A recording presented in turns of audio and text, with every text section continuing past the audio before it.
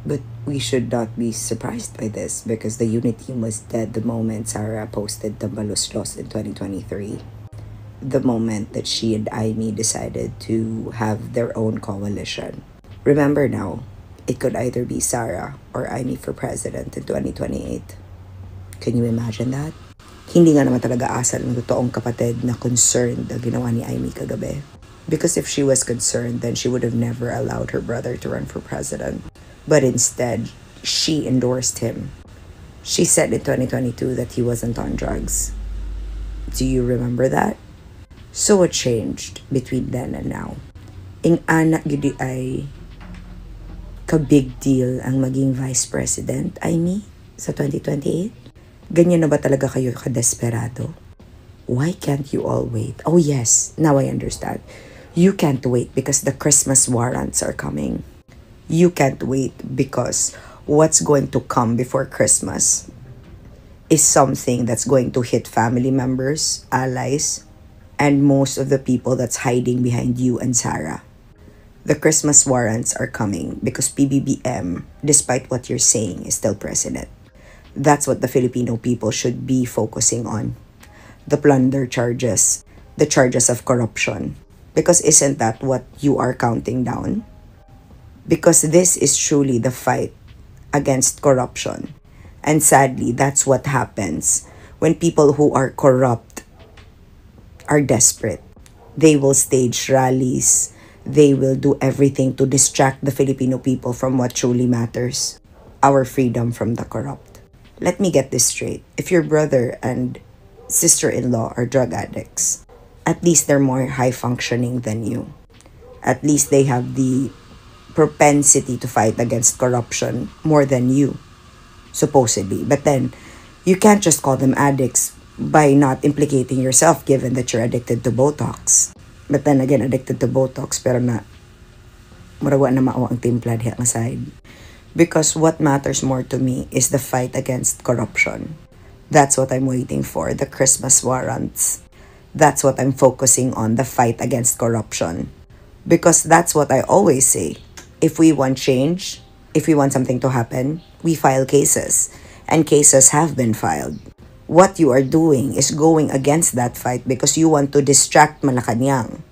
You want to distract the Filipino people with recycled garbage. Wala na may nabag-o, gitawag man gid ninyo siya bangag. Bangag man gid siya. Mao man gid na inyong ginapagawas, di ba? Pero bahalag bangag basta naay mapriso nga corrupt before Christmas. Naay ma-frozen nga assets, naay mga kaso nga ma-file. That's what matters to me. Because ang asal ng totoong kapatid, given Aimee, I'm also an ate. And if that were my brother, di ko madag barangay, di gina ako napadaganong presidente. Because the thing with you and Bongbong is that when you guys feud it out, nadadamay ang katauhan, be. Nadadamay ang buong Pilipinas sa kagaguhan nyo. And we deserve leaders that don't run over their family for power. Because that's exactly what you did last night. I'm not gonna choose you, Aimee, over your brother. I'm not. Because if you are capable of running over your own brother for power, how much more the other people? And trust me, I can smell what you're doing. Because if Sarah gets impeached, you're gonna run for president. Oh, I can see it from this side of the room. So don't me.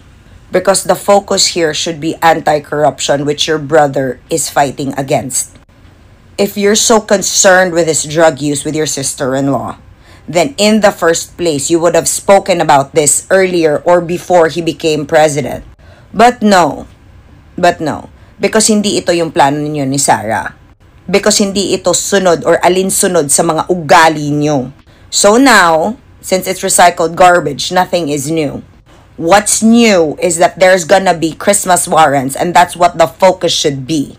O bakit biglang natapos agad ang rally? Akala ko ba for transparency? Point kasi dyan, hindi kasi rally ang sagot for transparency, kundi kaso. Kaso na patong-patong-patong na parating na. And guess what? It's gonna run over a lot of your friends, Aimee. And it's probably going to impeach one of your friends.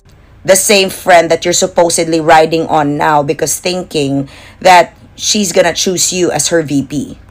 Remember, andyan pa si Chiz. Si Chase na tahimik kasi yan din may tinatago. Yan kasi kayo mga may tinatago. Yan kasi kayo yung may mga motibong pangit. Tatahi-tahimik tapos biglang aatake. Ay natanin nyo. Bulok na style. Style ng mga bobo. Lawyer up. Because the cases are coming. Di ba yan ang kinakountdown ng sangkatauhan ng Pilipinas? Focus natin yan. Hindi botox sa mukha, hindi drug sa sistema. Kasi kung totoong drug addict nga talaga yung presidente at first lady, di sana kinasuhan nyo na. Pero yan yon. Iba kasi ang chismis at asal ng hindi totoong kapatid.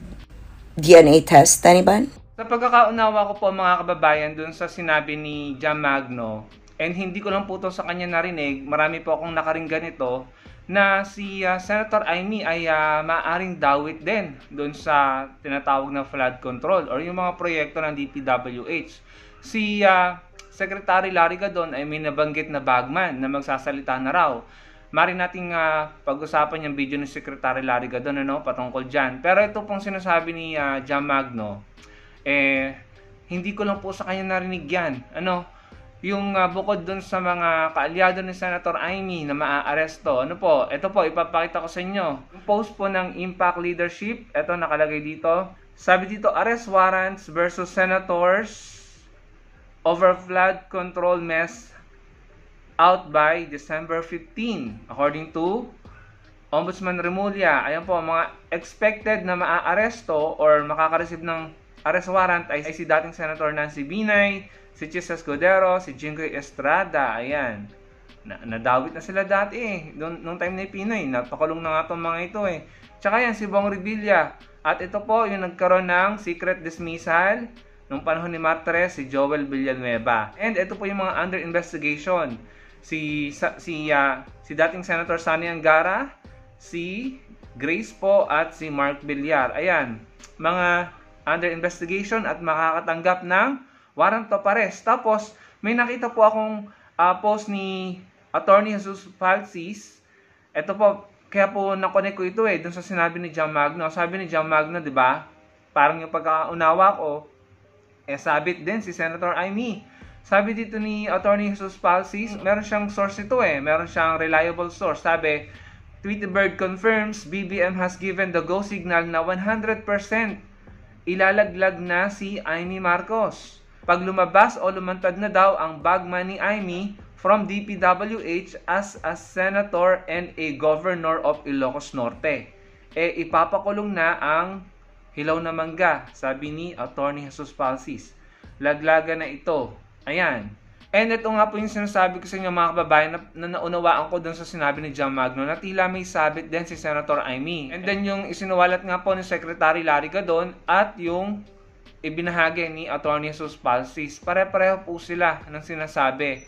And then yung pong nagsisirculate online ngayon na mga kaalyado ni Senator Amy na makakatanggap po ng warrant of arrest at under investigation. So, sabi ko, may punto yung sinasabi ni Ms. Jam Magno na ginawa mo lang ba to para maligtas kayo, yung mga kaalyado mo at yung sarili mo, Senator Amy.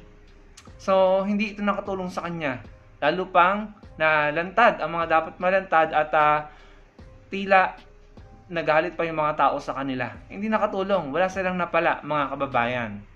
So, kung totoo yun na gobernadora pa si Senator Amy at saka naging senadora, tapos meron siyang sariling bagman from DPWH, Diyos ko Lord, bakit naman ginanto tayo? Hindi po ba mga kababayan? No? Kapag napatunayan yan, napakasakit po ng ginawa sa atin.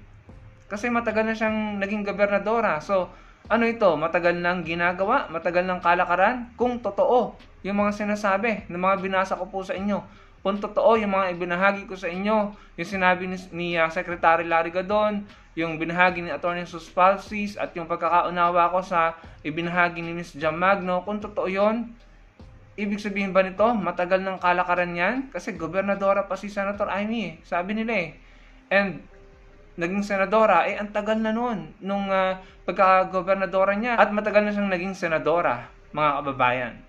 So, kapag yun napatunayan, at kapag nagkaroon talaga ng warrant of arrest si Senator Amy, ang sakit. Napakasakit bilang Pilipino na matagal na siyang naandyan, At pag napatunayan siya guilty, matagal na ba niya itong ginagawa sa atin? Yun po yung masasabi ko dyan mga kababayan. Talagang, bakit nagkaganito tayo? Ngayon, nagwawala sila, naglalabasan sila sa kalye, nagrarally sila. Para ano? Para ba talaga sa bansa yung pagrarally nyo? Or para sa pansarili nyo? Para iligtas nyo ang mga sarili nyo at ang inyong mga kaalyado? Kasi kung ganan, kung yun ang dahilan kung bakit kayo nagrarally para iligtas ang mga sarili nyo sa mga kaso at sa tiyak na pagkakabilanggo or pagkakakulong, sana hindi kayo magtagumpay. Sana this time, mga Pilipino naman ang magtagumpay. Salamat po sa panonood.